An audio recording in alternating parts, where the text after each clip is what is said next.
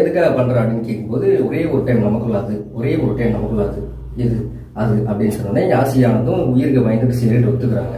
But அங்க அந்த மீடியாக்கார நம்ம ஹீரோயினான யாசியானந்த் கொலை பண்ணிடுறாங்க.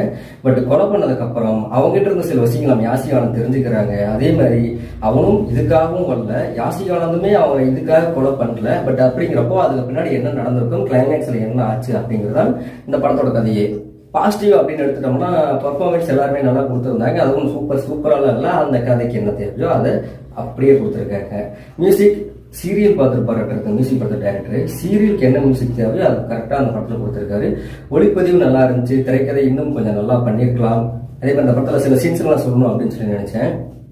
ஒரு 5-6 பேர் சேர்ந்து குடிச்சு சுத்திட்டு இருப்பாங்க. பட் இருந்தாலுமே குடியோட ஒரு பொரிய போதை பொண்ணுங்க தான் அப்படிங்கறத ஒரு இடத்துல சொல்லுவாரு.